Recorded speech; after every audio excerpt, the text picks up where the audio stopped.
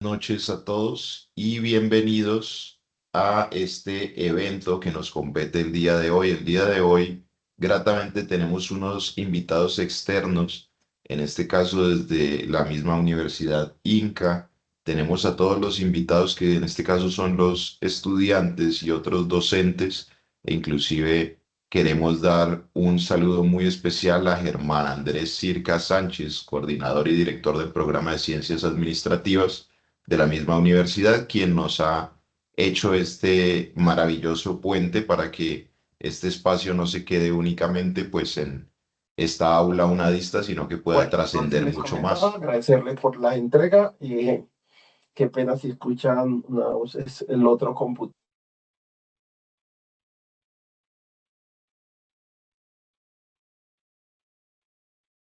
Buenas noches, ¿se escucha bien, perdón? Sí, Sí, señor. señor, se escucha bien. Vale, no sé si estaba hablando con el micrófono apagado. Quiero nuevamente entonces dar las buenas noches, disculparme en este caso, dar la bienvenida a todos los estudiantes que van ingresando. O el día de hoy tenemos unos invitados muy especiales desde la Universidad de Inca, el coordinador Germán Andrés Circa Sánchez, director del programa de Ciencias Administrativas, nos ha hecho el puente precisamente para poder invitar y traer a todos los estudiantes que han llegado el día de hoy. También tenemos obviamente estudiantes del aula unadista, pero queríamos llegar mucho más allá con esta clase y poderla replicar y poder llegar, digamos, a tener un alcance y un impacto mayor. Así que le damos la bienvenida a todos, también toda la bienvenida a los docentes y estamentos unadistas, también a los estudiantes unadistas que están participando el día de hoy.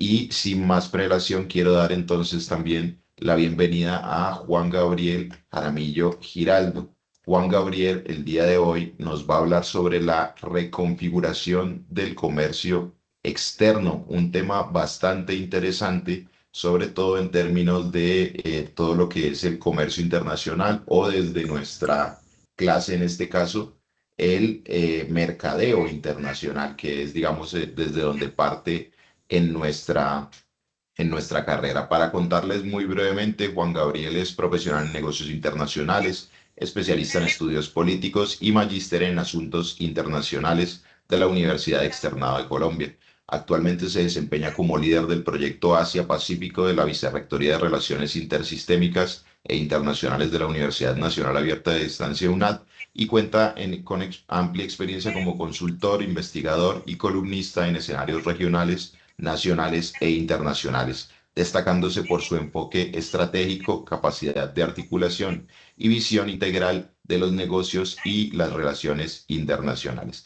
Así que sin más, le doy la bienvenida a nuestro docente para que nos comente sobre la reconfiguración del comercio mundial, Sí, implicaciones geopolíticas para Karen, las mire, cadenas globales hagamos de lo valor. siguiente. Es que acabé de entrar ahorita a un foro. Perdón un segundo, los que Piénselo bien. tengan micrófono prendido.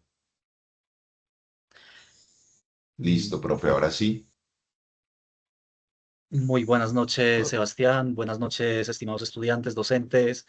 Eh, para mí es un honor que nos atañe al diario precisamente Buenas la noches, profe. Qué reconfiguración penas que se te y corta. Qué pena, se le escucha entrecortado. Profes, qué pena. Es que al profe Juan Gabriel se le oye entrecortado. Profe Juan Gabriel, ¿nos escuchas? me De pronto, permiten si un segundo, por quieres, favor. si quieres, puedes apagar la cámara, puede ser de pronto también eso nos puede ayudar. Permítanme un segundo. ¿Qué pasó con Bingo y el papá?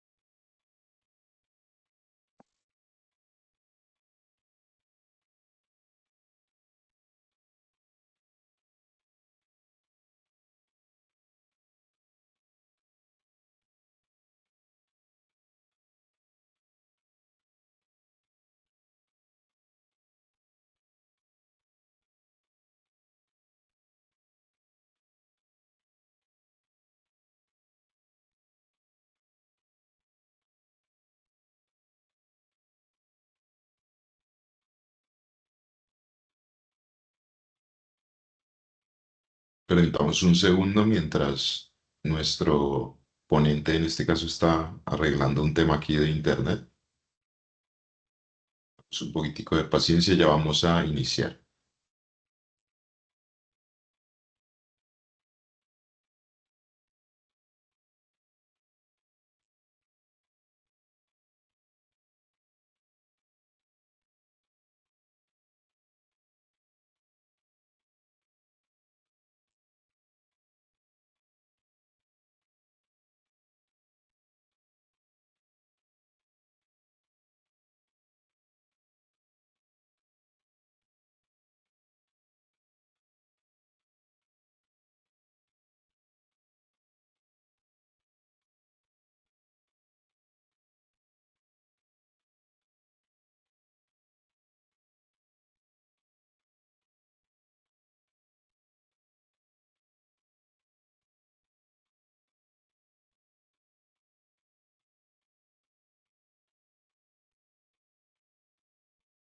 Profe Sebastián, disculpe. Sí, claro. Por favor, me da el título del video. ¿Reconfiguración de qué? Disculpe. El de la ponencia, claro que sí. Permíteme un segundo. La reconfiguración del comercio mundial, implicaciones geopolíticas para las cadenas globales de valor. Voy a colocar la pieza publicitaria para que la tengamos aquí a la mano dentro del chat de esta misma conversación. A los estudiantes de la UNAD los invito a que por favor diligencien la asistencia dentro del campus, dentro del evento de CIPAS. Recordar también a quienes tengan el micrófono abierto, porfa nos colaboren. Ahí ya volvió a ingresar el profe.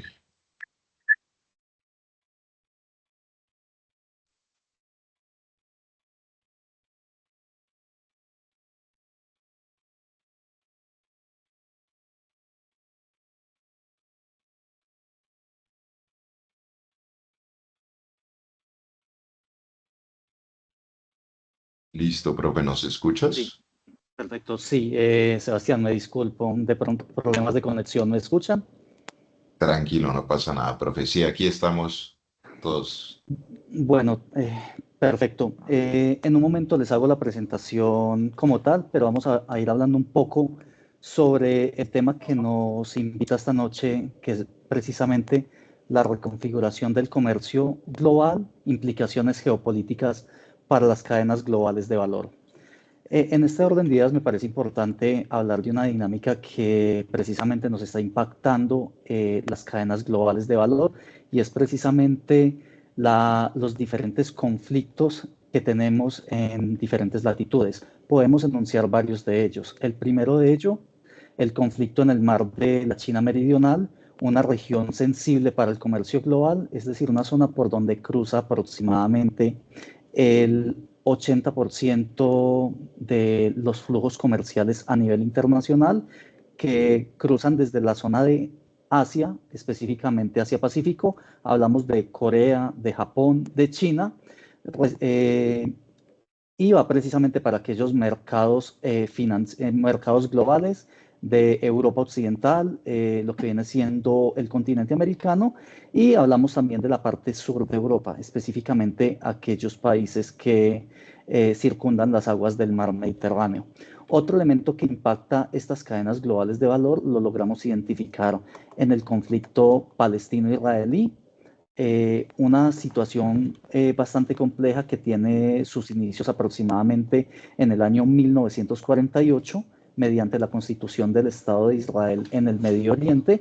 Sería el segundo elemento o caso de estudio en esta ocasión. Podemos identificar un tercer momento que es más un factor de coyuntura, coyuntural, que viene siendo el enfrentamiento que se está dando entre Israel, los Estados Unidos, frente a la República Islámica de Irán, una zona sensible para el comercio global de las materias primas energéticas, especialmente aquellas que hacen referencia al petróleo, al gas natural y las materias primas energéticas, específicamente las tierras raras. Sería el tercer elemento que nos atañe en esta ocasión. Podemos identificar que vivimos en un mundo interdependiente donde gran parte de los focos de producción han venido transitando a lo largo de los diferentes siglos. Podemos identificar inicialmente que durante tiempos entre Edad Media y Edad Moderna, específicamente en esa transición, ruptura de la Edad Media, inicios o albores de la Edad Moderna, pues básicamente identificamos unos flujos comerciales significativos en lo que conocemos como el mar Mediterráneo, una zona que circunda las aguas del sur de Europa. Específicamente hablamos de España, una parte de Portugal, Italia, Grecia, por nombrar algunos, y las aguas circundantes del norte de África. Específicamente hablamos de Argelia, de Túnez, Egipto, Libia, entre otros países que son relevantes para el comercio en esta zona geográfica del viejo continente y el norte de África. Y asimismo hay una relación significativa con lo que viene siendo Asia Occidental, o lo que conocemos históricamente como el Medio Oriente, una zona que circunda una región muy sensible, como lo nombraba anteriormente, y podemos hablar del caso de Israel, Palestina, Siria, el Líbano y la península del Sinaí, que precisamente es el punto de conexión por excelencia entre Asia Occidental, el norte de África y demás. Asimismo, también podemos analizar que a medida que fueron cambiando las diferentes dinámicas a nivel internacional, hubo una revolución o un elemento disruptivo en el comercio global, y es precisamente la emergencia o la puesta en escena de diferentes avances en materia tecnológica, científica y demás, han llevado a que esos cambios significativos permitan, en cierto modo, que el comercio se vaya desplazando de diferentes zonas geográficas. Entonces, como lo veíamos anteriormente, estaba ubicado en el mar Mediterráneo. Posteriormente, cuando se dieron las conquistas del Nuevo Mundo, lo que conocemos como Nuevo Mundo, y países como España, en su momento Portugal, que son las potencias más relevantes en esta zona geográfica, a las que se le unieron la Gran Bretaña, Países Bajos, Francia, entre otros, lograron establecer un comercio transatlántico. Esto llevó a que los flujos comerciales entre el viejo continente o entre Europa, pues obviamente empezaron a desplazar esa localización productiva o las cadenas globales de valor hacia la relación del comercio transatlántico. En ese orden de ideas, también podemos identificar que hoy en día este desplazamiento se ha llevado a cabo a lo que conocemos como la cuenca del Pacífico Asiático, una zona que es relevante para el comercio mundial hoy en día, una región que está conformada básicamente por China, Corea, Japón, tres grandes economías del Asia, del continente asiático, pero también a las que se le han unido unos actores relevantes en la esfera internacional, y en este caso podemos identificar 4 de ellos, que son los tigres de primera generación. Es el caso de Taiwán, hablamos de Singapur, hablamos también de Hong Kong y de Corea del Sur, como lo enunciaba anteriormente. Este proceso significativo de mejora en el comercio global permitió que otras economías regionales replicaron ese modelo de transición económico y comercial, a tal punto de que se diera la emergencia o la llegada, la puesta en escena de otros actores interesantes. Y hoy podemos hablar de Vietnam, hablamos de Indonesia, de Malasia y de Tailandia, 4 actores significativos que están tocando puertas en los mercados a nivel internacional. Entonces logramos identificar todos estos factores. No obstante, esto también está plagado de una situación compleja en la esfera global, y es precisamente la defensa de las áreas de influencia en el continente americano, en el continente asiático y en Europa. Básicamente liderado por unas potencias de larga data. Podemos identificar a los Estados Unidos, podemos identificar a Rusia, una potencia emergente como viene siendo China, pero sin desconocer que hay otros actores que están tocando las puertas precisamente en esta dinámica competitiva global, y es el caso puntual de China, de la India, perdón.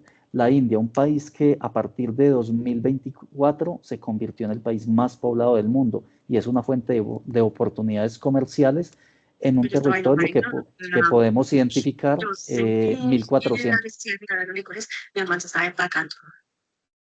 Yo de una vez corrí a las cámaras y como yo sé manejar las cámaras a la perfección, nene, entonces yo llamé a... Qué pena, hay un micrófono abierto y creo que se silenció al profe.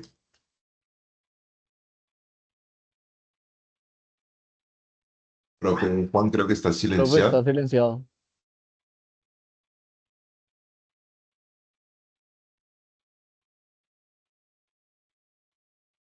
Perfecto, ¿ahora me escuchan? Sí.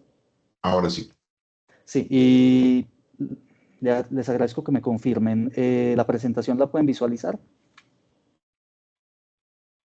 Sí, Sí, señor. profe. Sí, señor. Sí, señor. Perfecto. En ese orden de ideas podemos, como les venía hablando anteriormente, hoy vivimos en una esfera de interdependencia económica, lo que en relaciones internacionales logramos identificar como interdependencia compleja.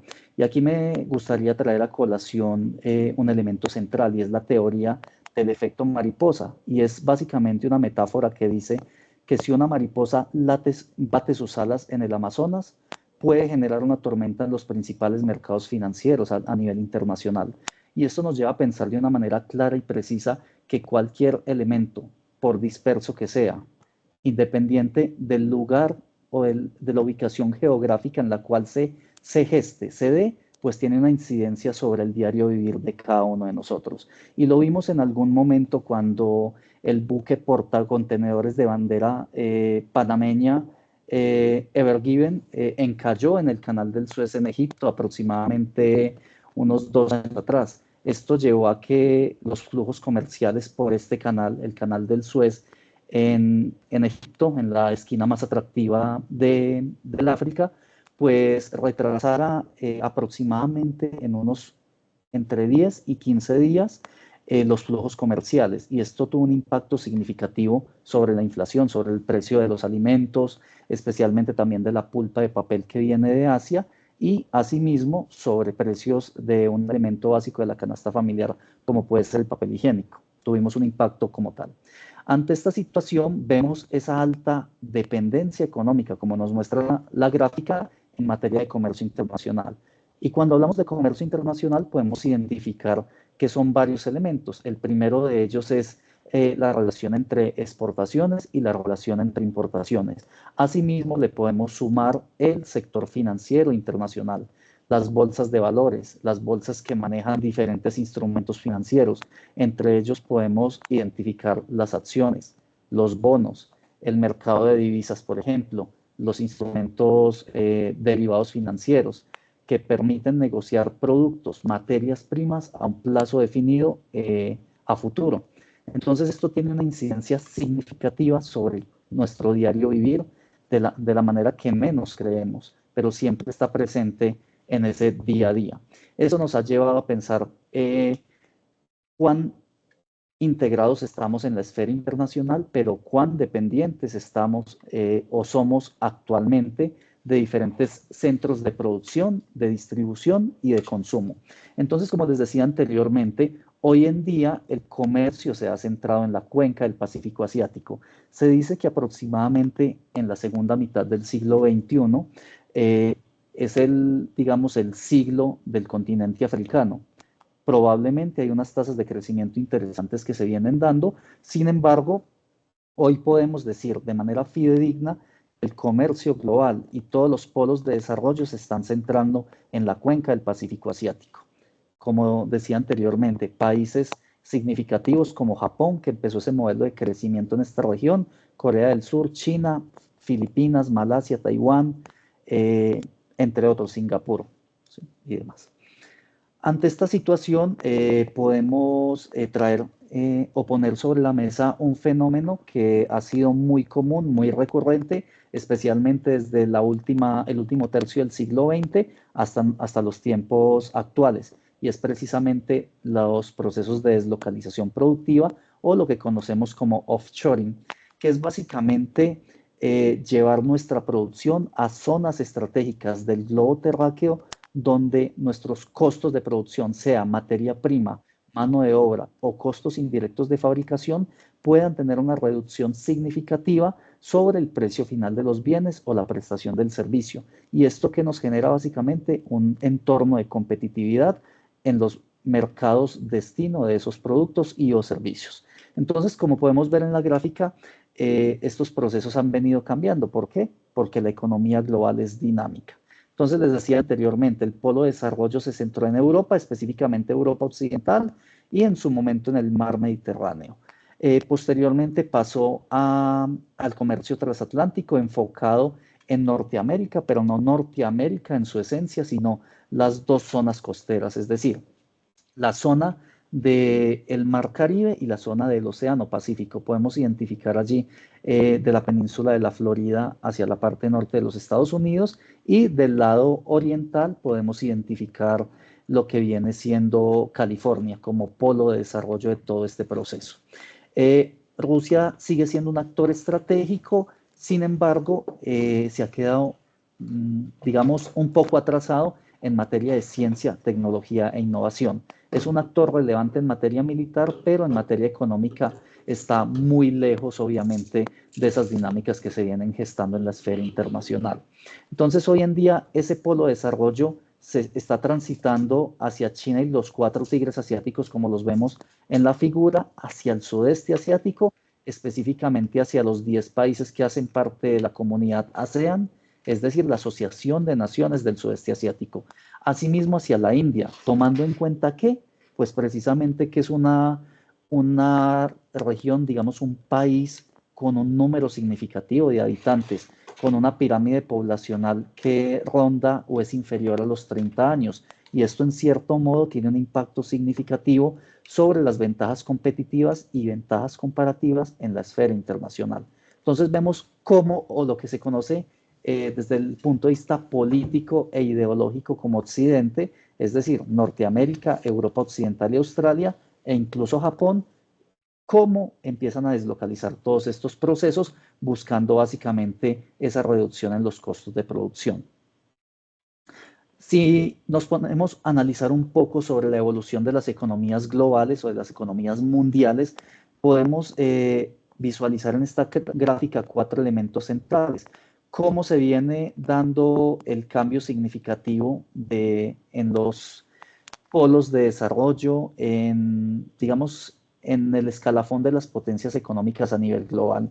Y vimos precisamente a los Estados Unidos en la década del 80 como una potencia relevante, obviamente ocupando el primer lugar, pero con lo que conocemos como el síndrome de Vietnam. Básicamente venía ya con una desconfianza generalizada de diferentes socios a nivel internacional, venía con un crecimiento económico un poco estancado y demás, sin embargo, conservaba su primer lugar. Y me gustaría que analizaran en esta gráfica la posición de China como tal, el caso de Japón. Ante la situación vemos las potencias de Occidente, Estados Unidos, Japón, Alemania, Francia, Reino Unido e Italia, como potencias económicas predominantes en la esfera internacional, sin reconocer que hay un país interesante en el 9º lugar cuando hablamos de la década de 1980, y es Argentina, un país que hace parte del G20, del grupo de los países industrializados y las potencias emergentes a nivel internacional hasta nuestros días. Pero es digamos, una teoría que es susceptible de reivindicación, de reformulación, porque vienen unos nuevos actores que están pujando por ocupar lugares de privilegio en la arena internacional. Si identificamos 20 años, 2 décadas después, aproximadamente en la emergencia del siglo XXI, el año 2000, pues logramos ver que los Estados Unidos conserva su posición de privilegio. No hay duda al respecto. Sin embargo, vemos que China crece un lugar aproximadamente, y esto se debe a que básicamente, si logramos identificar en la década de 1980, China se abre al mundo un año antes, es decir, en 1979, en un proceso de apertura económica que se denominó como la Primavera de Pekín, un proceso básicamente en el cual dejó de ser muy proteccionista, donde hay una alta intervención estatal, hoy lo sigue habiendo, pero con ciertas libertades en aspectos de inversiones, de comercio, entre otros, y esta situación permitió en cierto modo que a través de ese gran líder que tuvo China en su momento, Deng Xiaoping, abrió este país al mundo y explotó esas potencialidades que tenían en su momento. Y allí podemos identificar básicamente el aprovechamiento de esa mano de obra barata con una población que pues tranquilamente llegaba a los 1.000 millones de habitantes aproximadamente en ese momento. Hoy ya hablamos de 1415, 1420 aproximadamente. Frente a ello, hay una metáfora interesante que Deng Xiaoping hablaba en su momento y era, no importa si el gato es negro o el gato es blanco, lo importante es que case ratones. ¿Esto qué nos lleva a pensar? Básicamente que ellos pasaron o hicieron una transición importante de un país netamente con una economía planificada, centralizada, que hoy lo sigue siendo, pero no a los niveles de esa época, a una economía donde se permitía la inversión extranjera directa, se empezaron a fomentar las relaciones económicas internacionales y una serie de alianzas estratégicas a nivel internacional que permitieron que China empezara a crecer de manera significativa. Si analizamos entre 1979, que fue el año de la primavera de Pekín, es decir, la apertura económica del gigante asiático, al año 2009 más o menos, 30 años, para poner un periodo de 3 décadas, estamos identificando que mientras Estados Unidos en promedio creció al 2.9%, China lo hizo al 9.9%. Es una diferencia porcentual de 7 puntos que lleva a pensar obviamente que la brecha en materia de crecimiento económico, en materia de desarrollo y competitividad internacional ha permitido que China le reste cierto grado de posiciones en el escalafón de las economías más poderosas a nivel internacional. Si miramos 22 años después, tal como lo muestra la gráfica, Estados Unidos sigue conservando su posición de privilegio, pero mira el gran salto que da China en 22 años. De un sexto lugar a un segundo. ¿Dónde pasa Japón a un tercer lugar? Obviamente Alemania al cuarto, pero bueno, ¿dónde quedó Francia, que en 1980 estaba en el cuarto lugar? Ya ocupa un séptimo aproximadamente. Y estamos hablando de la tercera economía más importante del viejo continente.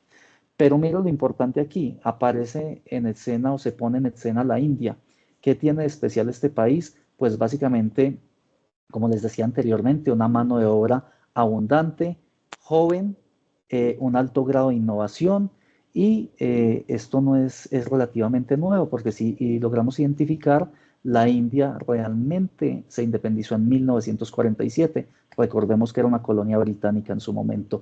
Desde 1947 en adelante ha tenido un crecimiento esplendoroso, que sí, tiene brechas en materia económica y social, efectivamente, que tiene una disputa en materia religiosa muy fuerte, donde el 90% del país son hinduistas y hay unas minorías musulmanas, cristianas, ortodoxas, budistas, es cierto, es un país de contrastes, pero si lo miramos en materia de crecimiento a nivel internacional, va transitando hacia un modelo similar a lo que conocemos como el milagro económico asiático, lo que hicieron en su momento los 4 grandes tigres, los de primera generación. Asimismo, podemos identificar que la proyección, la perspectiva 2050 es que China, al menos en materia económica, supere a los Estados Unidos. Posteriormente, la India emerge al tercer lugar y aparece un país que no estaba en los cálculos de nadie y es Indonesia. Un país que hace parte del sudeste asiático, ostenta el liderazgo en la región, específicamente entre los miembros del espacio ASEAN, es decir, de la Asociación de Naciones del Sudeste Asiático, y asimismo podemos identificar que es un país con una serie de peculiaridades, entre ellas tiene alrededor de 285 millones de habitantes, 17.000 islas y es un reto significativo porque tiene, en cierto modo, necesitan tener una unidad nacional. ¿Cómo integro 17.000 islas bajo un solo centro de poder? Más aún, con un problema central y es el hecho que es uno de los países más impactados por el fenómeno del cambio climático, a tal punto que su actual capital, Yakarta, ha tenido dificultades significativas y están trasladando su capital a la isla que está al frente de esta capital, que es Kalimantan, y llevan un avance significativo en la materia. Ante esta situación, podemos analizar, si vamos un poco más allá, miramos la proyección a 2070, 2075 aproximadamente, y vemos que en ese orden de ideas aparece China conservando su primer lugar. La India le arrebata el primer puesto a los Estados Unidos. Allí hay un contraste significativo, es la población. Estados Unidos tiene 350 millones de habitantes, no obstante, tiene una población envejecida, ¿sí? Y ha restado importancia en la esfera internacional ante los bajos niveles de inversión en ciencia, tecnología e innovación, entre otros. Pero aparecen unos actores muy interesantes. Nigeria, un actor estratégico de lo que viene siendo África Occidental, con una población creciente, digamos, un país que está muy enfocado en la renta petrolera, pero que no deja de ser obviamente un actor relevante, a tal punto que tiene una industria cinematográfica por excelencia. Estamos hablando de la segunda del mundo. Por si no sabían el dato, Hollywood actualmente ostenta en materia de películas per cápita el tercer lugar, pero Nigeria tiene lo que conocemos como Nollywood, ¿sí? Nollywood es el equivalente a Hollywood en este país y es una producción cinematográfica que le está aportando de manera significativa al crecimiento de este país. Asimismo, aparecen otros actores de lo que conocemos como el Asia del Sur, Pakistán, un vecino de la India, obviamente una relación hostil entre ellos, pero no deja de ser un actor relevante también con una población creciente y una fuerte alianza con China en materia de desarrollo, a tal punto que hace parte de la iniciativa de Belt and Road Initiative, o lo que conocemos como la Ruta de la Seda 2.0. Asimismo, logramos identificar a Egipto, un país que está en la esquina más atractiva de África, que tiene grandes problemas. Recordemos que el 97% de Egipto es árido, es seco, es desierto, y solamente su población vive o se congrega en un 3%. Y tienen un problema significativo. También están construyendo una segunda capital ante la situación de cambio climático y la explosión demográfica o el crecimiento poblacional. Aparece Brasil en escena, que para nadie es un secreto. De hecho, emerge nuevamente porque había estado un poco alejado de la dinámica competitiva global. Y así por el estilo, países de vieja data, los que hacen parte del G7, Alemania, Reino Unido, Canadá no aparece, Japón, Rusia, que era una potencia durante el periodo de la Guerra Fría, con el nombre de la Unión Soviética, ya van perdiendo posiciones de privilegio y aparecen actores como Filipinas, el tigre de segunda generación, y si lo miramos con nuestro país, hablamos de Colombia en un lugar 28. Hoy en día ocupamos aproximadamente el lugar número 42 a nivel internacional. A grosso modo era lo que les quería hablar un poco de estas dinámicas internacionales. Sí me gustaría, si les parece, dialoguemos estos minutos, preguntas, porque veo que en el chat hay algunas de ellas sobre este proceso que se da a nivel internacional. Valentina me pregunta, ¿por qué Japón ha perdido posición económica en el tiempo? Hay varios elementos claves que se dan en este proceso y podemos identificar precisamente que Japón es digamos, el gran polo de desarrollo en Asia. Gran parte de lo que vemos hoy en día en esta zona se debe como tal al crecimiento de Japón. Lo que está haciendo actualmente los tigres de primera y de segunda generación es replicar un poco ese modelo interno. Entonces, ¿qué sucede con Japón? Recordemos en su momento que hasta la Segunda Guerra Mundial era un rival geopolítico de Europa Occidental y de los Estados Unidos. Hubo también la explosión de las bombas de Hiroshima y Nagasaki, hubo un cambio significativo en el poder, se cambia la constitución de Japón y entre muchos otros factores. Ante esta situación logramos identificar que Japón recibe una ayuda para la reconstrucción de una manera significativa y obviamente al tener la ayuda oficial para el desarrollo, es decir, dinero fresco, liquidez procedente de los principales mercados financieros a nivel internacional para la reconstrucción, pues obviamente esto dinamizaba la economía. Había generación de empleo, había crecimiento económico, consumo interno, esto fomentaba obviamente la recaudación de impuestos y por ende esto se traducía en un mayor gasto público para paliar los efectos de la guerra y obviamente beneficiar las necesidades básicas de la población japonesa. Sin embargo, Japón nunca se logró adaptar a las nuevas dinámicas y después de dejar de recibir esas ayudas a nivel internacional. Vimos la emergencia de grandes actores, Panasonic, Sonic, enfocados en la electrónica. Sin embargo, empezaron en un proceso de estancamiento, lo que conocemos como deflación, que es lo contrario a inflación. Es decir, había una perspectiva en el entorno de que los precios tendían a bajar en el tiempo y las decisiones de compra, es decir, la confianza del consumidor, prácticamente quedaba estancada con la perspectiva de que a futuro los precios iban a seguir bajando. Esto generó un impacto significativo que más o menos en las últimas 3 décadas no ha permitido que Japón logre salir de ese estancamiento a nivel económico. El presidente asesinado, Shinzo Abe, en su momento implementó una medida económica que se conoció como el Abenomics, que buscaba precisamente incentivar la economía para poder permitir un crecimiento económico sostenido en el largo plazo y también impulsar a la inflación.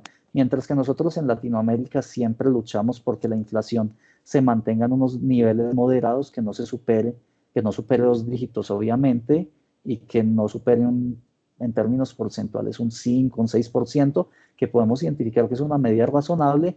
En Japón celebran obviamente que hayan indicadores de inflación en crecimiento por la situación que ellos han venido soportando durante muchos años. Y otro elemento central, estamos hablando también del costo de la vivienda, estamos hablando que ellos han venido deslocalizando su producción hacia países con mano de obra más barata y esto obviamente ha desplazado todo ese proceso de producción de Japón hacia países más competitivos en materia productiva.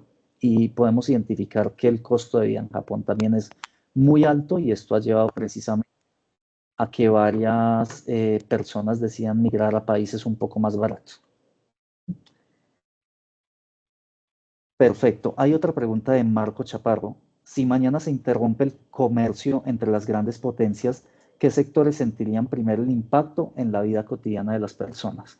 Pues yo me atrevería a decir, Marco, que es de primera necesidad, en primera instancia, porque tenemos que alimentarnos de alguna u otra manera.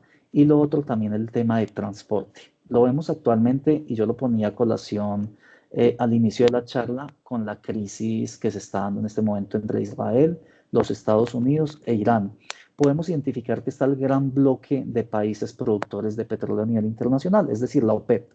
La OPEP tiene un aliado que, pese a las sanciones económicas a nivel internacional, sigue siendo un actor clave para el suministro de petróleo, un país que produce aproximadamente entre 3.5 y 4.5 millones de barriles de petróleo, que incide en el precio a nivel internacional totalmente, que el 80% del petróleo que consume China viene de Medio Oriente e Irán es un gran suministro para este país también.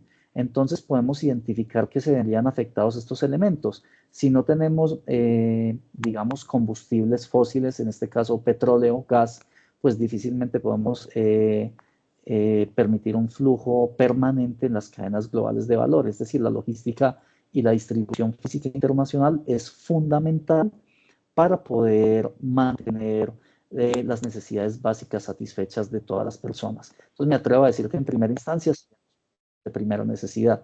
Y tenemos otro elemento central para cerrar esta pregunta y es el caso de Ucrania. Cuando vimos la invasión rusa a Ucrania, nos vinimos a dar cuenta, bueno, quién es realmente este país y qué importancia tenía a nivel internacional.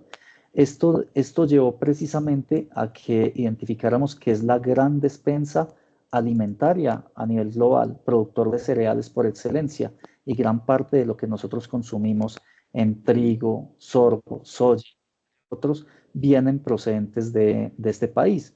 Y también en el caso de Rusia, como un gran suministrador de fertilizantes para poder abastecer los campos productivos agrícolas a nivel internacional y mantener una seguridad alimentaria.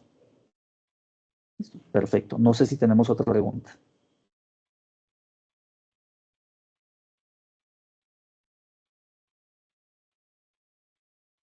Ahorita teníamos una manito levantada.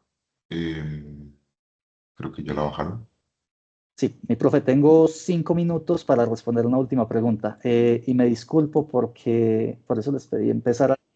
Y tengo una reunión con Indonesia a las 8 de la noche. Entonces, Bueno. entonces 5 minutos para responder una o dos preguntas máximo. Creo que había visto a Manuel Puerta. Démosle la palabra a Manuel y luego, si se puede, a Néstor y cerramos.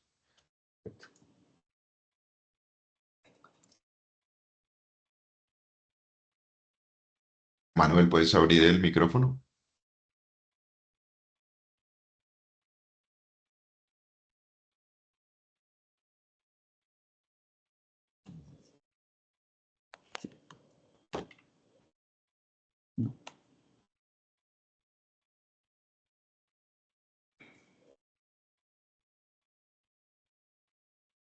Parece que Manuel no puede. De pronto Néstor tiene micrófono para.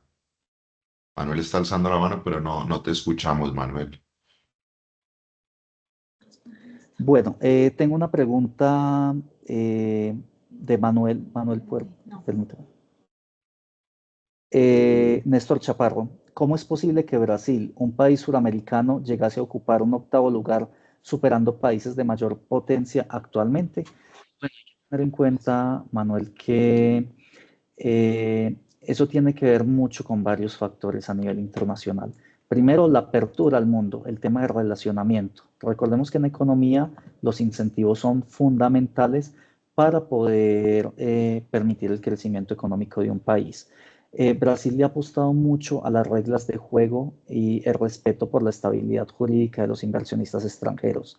Esto ha permitido que haya un atractivo para los inversionistas de llegar a este país, pero no podemos mirar Brasil como un todo, sino que es el polo de desarrollo ubicado en las zonas costeras. Sabemos que Brasil, la mayoría de su territorio es inexplorado, está cubierto por gran parte del Amazonas, y de allí obviamente la decisión del gobierno de Brasil dejar la capital en el centro del territorio, de tal forma que si establezco líneas equidistantes entre diferentes puntos del territorio, pues obviamente tengo una distancia que no supere entre los 900 y los 1200 kilómetros. Allí podemos identificar pues obviamente una distancia muy amplia, pero fue lo que ellos identificaron en su momento.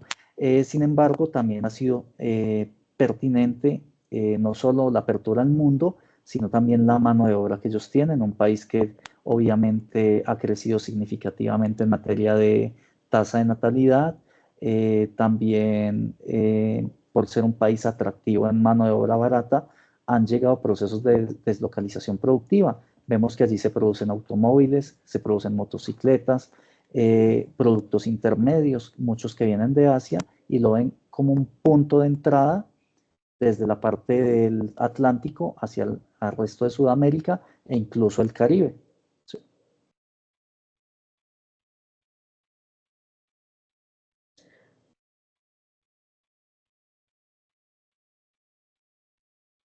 No sé si tendremos una última pregunta. Tengo.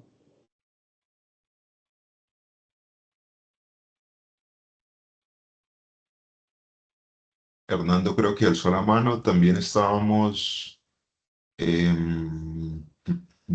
Teníamos aquí la de Manuel Puerta. Los datos de crecimiento son el PIB nominal, pero el PIB per cápita y tasa de desempleo en China es potencia. Queda claro bien la pregunta. Ok, hablemos que básicamente el PIB nominal es precio por cantidades. Hablamos de cuánto produzco respecto al precio del mercado, pero también tenemos que identificar el PIB real, es decir, la produzco respecto al valor de ese producto durante un año base, es decir, dejándolo estático. Recordemos que cada año los productos cambian de precio obviamente, y esto lleva a pensar cuánto en términos reales yo realmente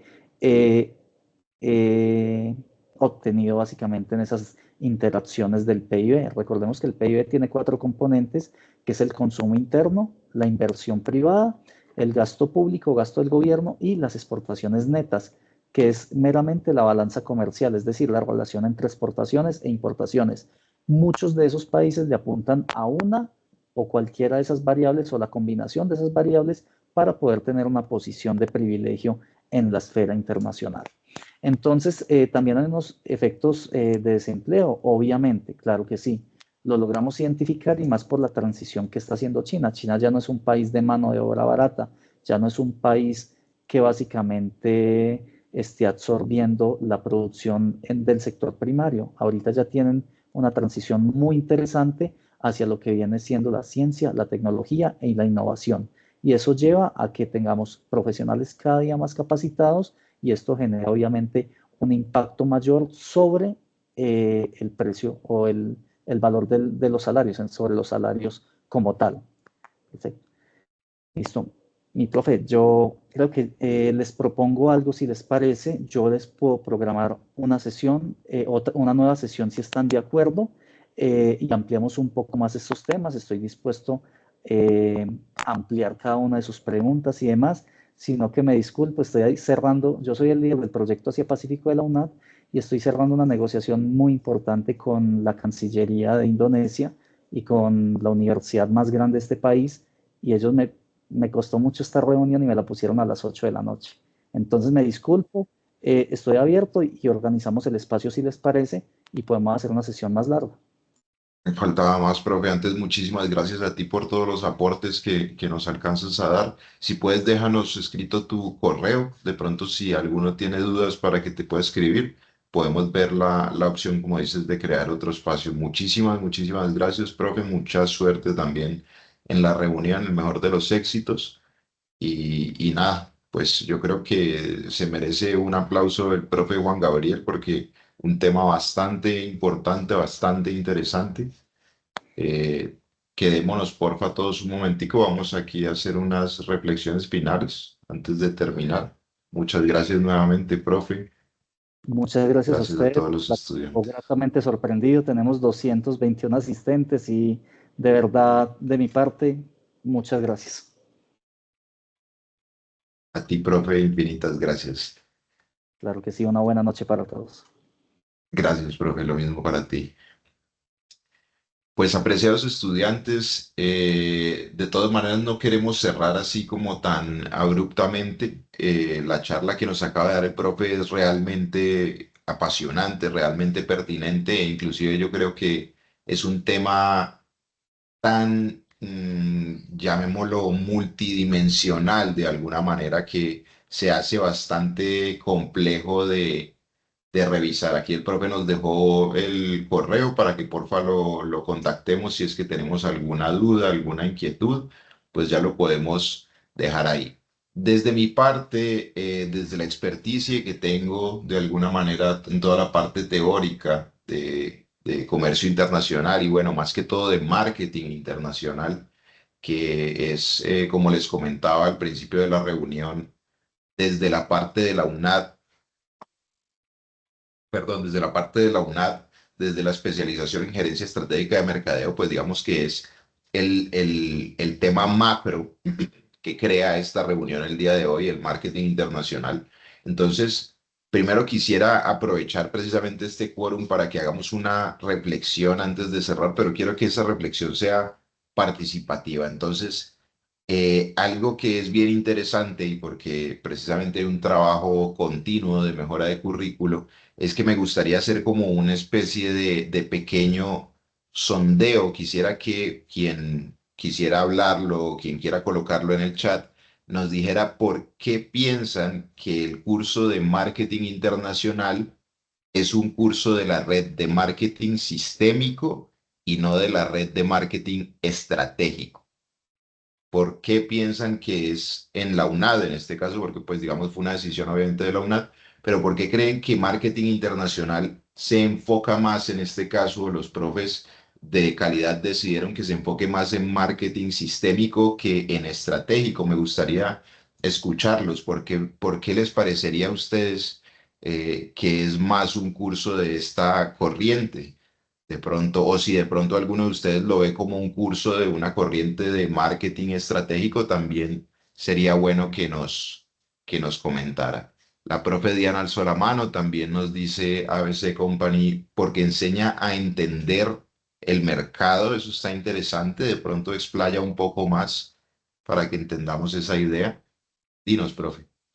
Profe, acá los estudiantes de INCA están en el curso Marketing Internacional, primer semestre, entonces ellos perfectamente también pueden hacer aportes, muchachos, para poder relacionarnos directamente con los estudiantes de la UNAD. Así que yo creo que esta ponencia ha sido bastante enriquecedora para los estudiantes. Y me gustaría que nos relacionáramos entre los estudiantes de UNAD y de INCA. Entonces, Súper, profe. muchachos, marketing internacional, INCA. Participemos todos, aprovechemos que esta conclusión, como les digo, esta reflexión final, pues es para ver si hemos entendido, ¿no? Y este primer análisis, por ejemplo, Manuel Puerta nos dice análisis financiero, entonces, claro, el análisis financiero haría que esté un poco más enfocado en algo sistémico y no en algo estratégico, ¿no? Marco Chaparro nos dice, porque actualmente el marketing internacional depende de muchos sistemas interconectados como la geopolítica, la logística, la tecnología, el comercio global. Ya no basta solo con tener una estrategia de ventas, ahora las empresas deben entender cómo funciona todo el entorno internacional. Excelente respuesta de Marco, no sé si de pronto Lady quiere complementar un poco. Antes de ello, quiero interpretar o argumentar un poco que me parece esta respuesta de Marco y está ahí en el chat, ya estamos reaccionando a ella. Me parece muy buena respuesta y es muy acertada. Creo que yo también opino igual. El marketing sistémico, en este caso, empieza como corriente a tomar o abarcar el marketing internacional, porque el marketing internacional ya no solamente es la estrategia de expansión de mercados, que en algún momento se revisó, digamos, en toda la parte pues, de la revolución industrial. Ahorita estamos en otra nueva revolución digital de datos, de inclusive inteligencia artificial que está cambiando muchísimo y seguramente los softwares de inteligencia de negocios, como veíamos en otros IPAs, y otros softwares, pues permitirán entender mejor todo este sistema de datos, como nos decía Marco, creo que era el nombre. Sí, Marco, muy bien, Marco. Lady quiere participar. Cuéntanos, Lady.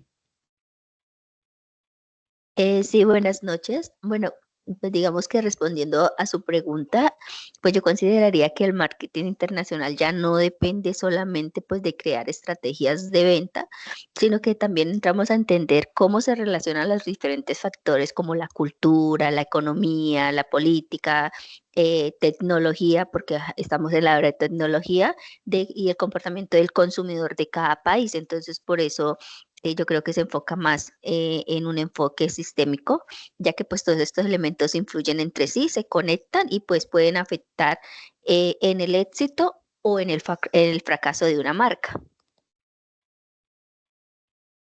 Super Lady, muchísimas gracias por tu respuesta. Efectivamente, se hace algo multidimensional, ¿no? Multisectorial, multifactorial, de muchas formas, algo bastante complejo de abarcar. Sí, dinos, Natalia. Sí, yo pienso también que a medida de que va evolucionando el mundo, eso trata también de que todos los países estén muy conectados de una manera de que tengamos como unos prototipos sin perder el tema de la cultura o del tema de las regiones como tal, pero sí están muy conectados entre sí para que en ese tema, por lo menos de la carrera de contabilidad, que ya hoy en día tenemos que estar muy conectados en los temas contables que se manejan de un país a otro para podernos conectar y tener la misma información y no quedarnos solamente en un punto de logística como se venía manejando solamente de estrategia en una sola región, sino que esté vinculado con las demás regiones del mundo. Y en ese crecimiento de las IAs hoy en día, que también nos están ayudando a explotarnos mucho más con esas tecnologías. Entonces pienso que es por eso que nos vamos enfocando mucho más a lo internacional, para así estar más conectados con el mundo entero. Muchas gracias, Natalia. Efectivamente, también comparto esta respuesta y creo que el propio Juan Gabriel, que estaba haciendo la conferencia, pues también lo comparte, ¿no? Porque explicaba de alguna manera cómo esta misma globalización, pues de alguna manera no solamente crea que, y a mí esto, por ejemplo, me gusta verlo cuando lo hablamos en clase, pues no solamente es la globalización de los 90 e inicios del 2000 que era las multinacionales pueden llegar a todos los países, sino que ahora es esa verdadera globalización de pronto, no sé, una persona en Indonesia tiene un sombrero volteado porque le gustó, le pareció bonito y lo pudo conseguir desde, pues voy a decir cualquier cosa, desde Alibaba o desde un marketplace, ¿sí? Pero pudo conseguir un producto colombiano de la misma manera, pues digamos que toda esa parte de la cultura japonesa antes se veía como muy exclusiva de una pequeña subcultura de personas, ahora es mucho más generalizada porque se globaliza todas esas tendencias, se globalizan todos esos, no solamente, digamos, estándares y productos, sino además, pues, toda la parte cultural, ¿no? Se empieza a revisar. Dinos, Ángel, buenas noches, cuéntanos. Hola, profe. Agregando un poquito también a los aportes de los compañeros, también es importante tener en cuenta que una compañía, una empresa poderosa a nivel mundial, no sé, hablemos de Pepsi, Coca-Cola, Nike y demás de estas marcas deportivas o de alimentos, no pueden valerse de la misma estrategia de marketing, de promoción de sus productos todo el tiempo, ni tampoco basándose en solamente una sola temática. Por ejemplo, lo que estaban hablando respecto a que hay que fijarse bastante en cómo van a aplicar ese marketing a un país latino, a un país europeo, a un país africano, etcétera, porque necesitan ellos también estudiar todos esos diferentes factores de los cuales necesitamos convencer al consumidor a que precisamente pues eh, compren nuestros productos, y claramente no lo van a hacer si de cierta manera generamos un marketing que va en contravía de su cultura, de sus creencias, de también, digamos, lo que se pone, lo que está en tendencia, que le llamamos ahorita hoy en día. Y entonces las personas hoy en día responden mucho a eso, a las tendencias, a lo que está de moda, a lo que se acomoda mejor al estilo y calidad de vida de cada quien y demás. Entonces, claramente estas empresas no van a utilizar siempre ni la misma estrategia, ni el mismo marketing, ni tampoco van a aplicar lo mismo en un país que en otro. Muchas gracias, Ángel, por tu respuesta. Efectivamente, también una respuesta muy acertada. Miren, tengamos en cuenta, y también lo he estado leyendo en los comentarios, algo bastante interesante que se ha tocado de pronto no de manera directa, pero sí de manera implícita, y es que en el marketing internacional, digamos que clásico, sí, en ese marketing que precisamente hablábamos que era más estratégico que sistémico, pues se revisaba siempre cuáles eran las estrategias de entrada a los diferentes mercados cuando se estaba expandiendo pues internacionalmente una empresa.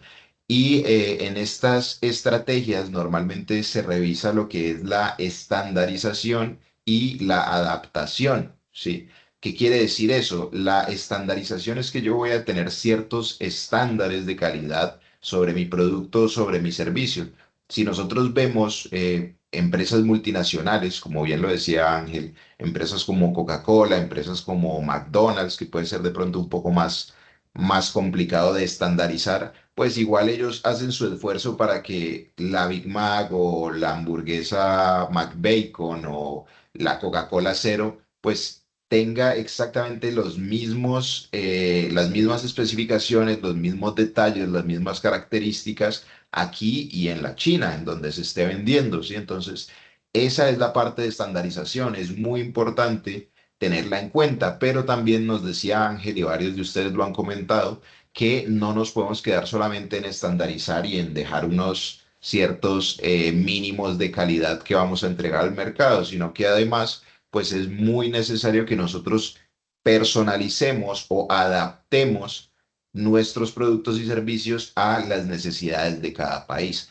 Obviamente, ahorita estábamos hablando de la India. Si yo soy McDonald's y voy a ir a la India, pues tengo que tener en cuenta que es un país donde no se consume carne de vaca, carne vacuna. Y pues puedo estar creando, digamos, una disonancia cognitiva ahí con los individuos si yo empiezo a entrar con ese, digamos, con esa contrariedad a sus valores. Entonces es muy importante entender el mercado, entenderlo, y ustedes lo están explicando muy bien, es lo que hace que actualmente sea un tema más de marketing sistémico, porque precisamente para entenderlo no solamente necesitamos cultura, no solamente necesitamos las estrategias de entrada y salida, no solamente necesitamos, lo hablaba el propio Juan Gabriel, por ejemplo, toda la cadena de suministro, los proveedores, los aliados estratégicos y toda esa, digamos, operación logística que tenemos que montar para poder hacer ese comercio internacional, sino que pues tenemos que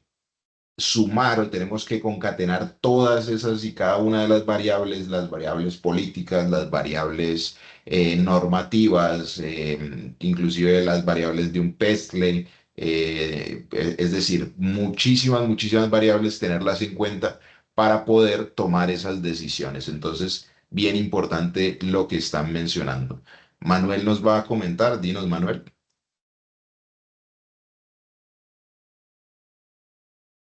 Buenas noches para todos.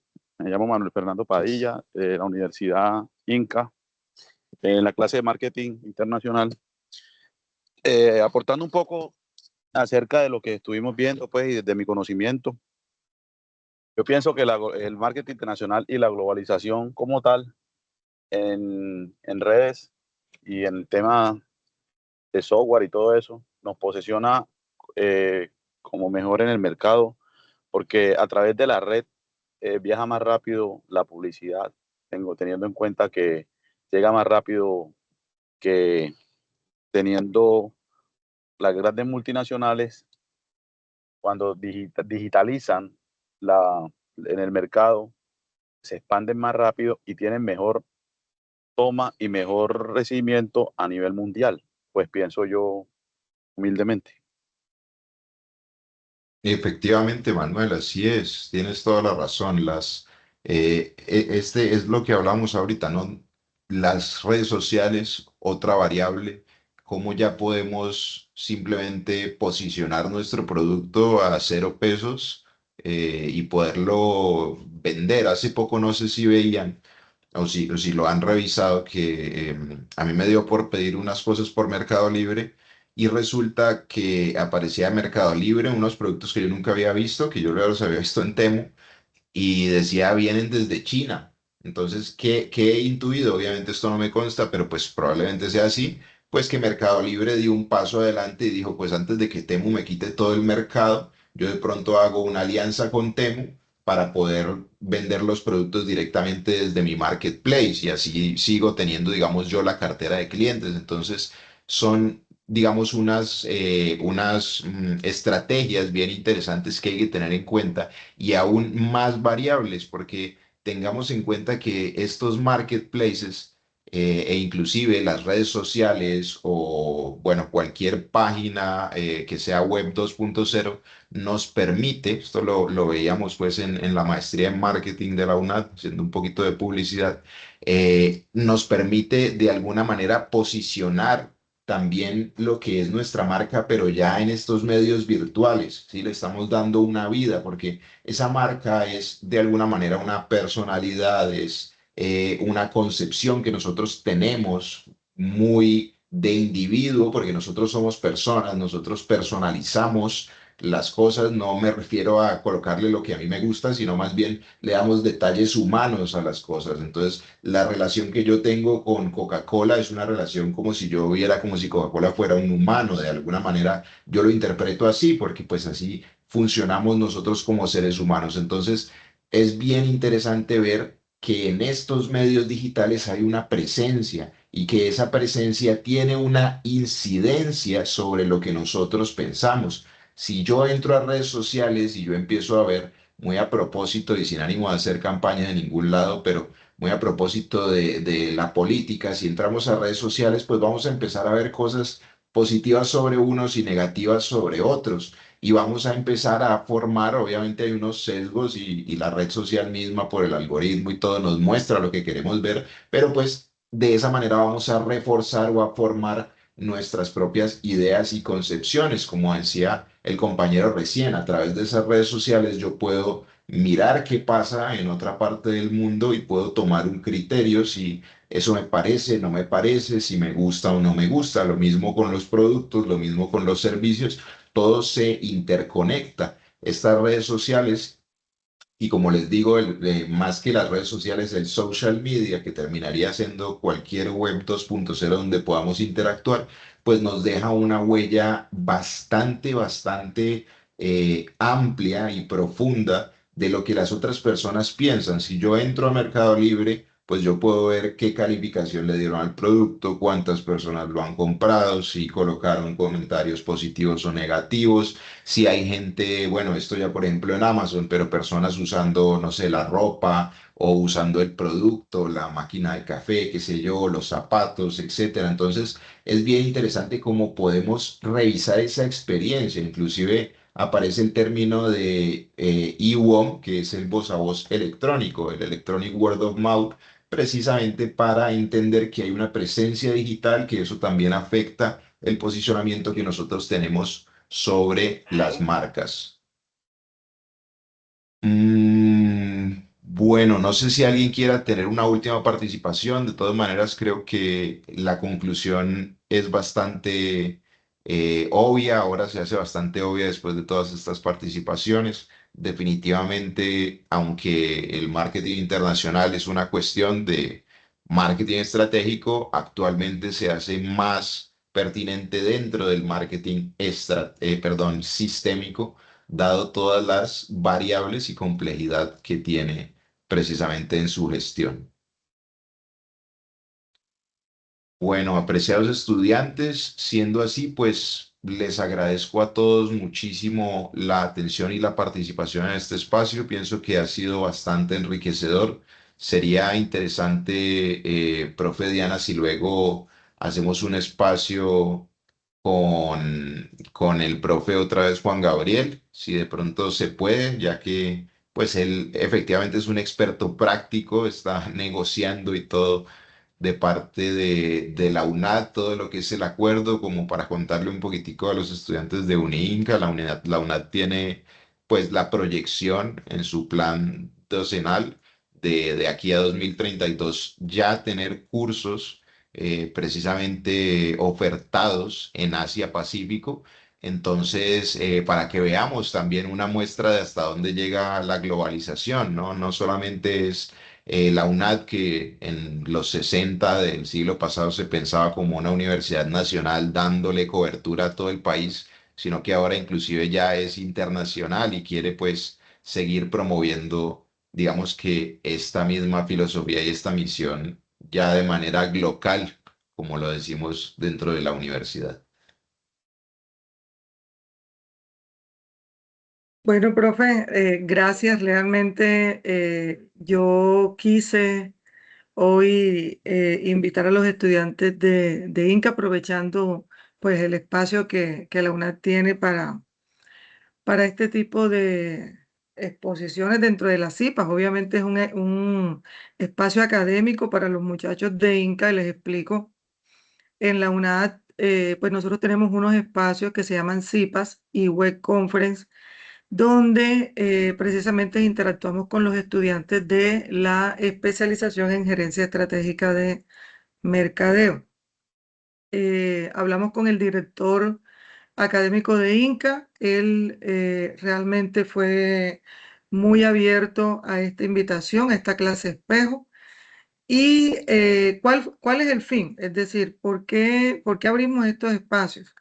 Pues simple y llanamente porque aquí la mayoría de los estudiantes son de pregrado, profe Sebastián, del programa de administración de empresas. Entonces, queríamos mostrarles, digamos que un espacio de interacción académica directamente desde el enfoque de especialización, para que ustedes vean, y creo que a los estudiantes de marketing internacional se los he dicho, o sea, enamorarse del mercado no es solamente analizar cómo amaneció el mercado hoy o qué tendencias hay. El mercado se mueve de diferentes formas, es dinámico, es incierto, es riesgoso, cierto que sí, pero hoy pudimos ver diferentes tipos de enfoques, o más bien otro enfoque, y que nos permite a nosotros generar análisis. Ahora, aquí también están estudiantes de análisis financiero, profe Sebastián también. Estamos introduciendo la parte de los conceptos básicos del análisis. Todavía no hemos entrado de pronto a la parte pues más específica y creo que este tema fue bastante propicio para ellos.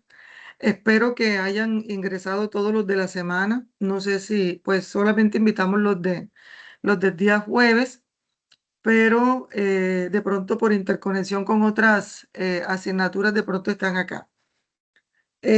A los estudiantes de la UNAD de la especialización, gracias por estar hoy acá, por participar. Y bueno, a la red docente también, profe, gracias por estos espacios. Amén, profe. A todos ustedes, muchas gracias. Como reiteraba la profe, y ya como para cerrar, un tema muy interesante, inclusive tiene tanta leña para cortar o tanta cuerda, pues, para jalar que hace unos años, como 3 añitos, estuve haciendo una investigación de innovaciones en marketing digital. Y algo bien interesante que encontré es que, claro, y tiene mucho sentido, ¿no? Las mayores innovaciones del marketing digital están empezando a implementarse dentro de lugares geográficos, es decir, países, poblaciones, etcétera, etcétera, que tienen cercanía con lo digital y con lo virtual. ¿Qué quiere decir eso?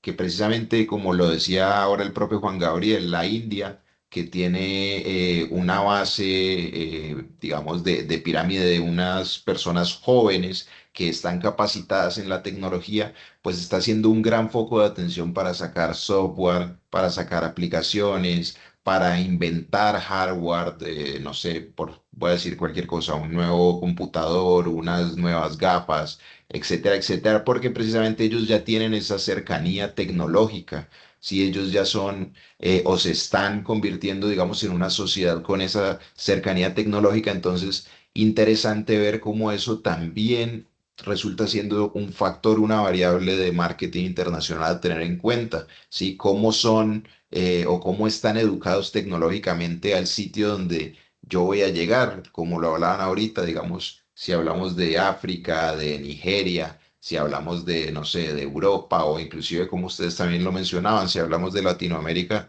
pues son diferentes niveles, digamos, educativos y de aptitudes en diferentes campos de conocimiento. Entonces, interesante todo este tema para que lo revisemos cada uno desde su propia óptica. La verdad que tiene infinitas caras y es un tema bastante bonito. Nuevamente les Yo agradezco a creo, profe, todos. que Dime. debemos hacer, debemos hacer una unificación de temas en todo lo que es, bueno, las megatendencias del mercado, los mercados globales y obviamente todo lo que es el marketing ya enfocado desde la parte nacional e internacional. Yo creo que estos espacios deben repetirse completamente, ¿verdad? Así es, profe, así es. Muchas gracias a ti por todo el apoyo para que se fuera esto posible hoy, profe. Gracias a todos los estudiantes participantes de la UNIINCA, de la UNAD. Gracias nuevamente a todos los profes de la red. Y nada, pues no siendo más, yo les deseo una feliz noche a todos. Igualmente, profe. Gracias por todo. Profe Julia, bendiciones. Se me cuida. Amén, Muchachos, profe. Feliz Buenas noche gracias. para noches. todos.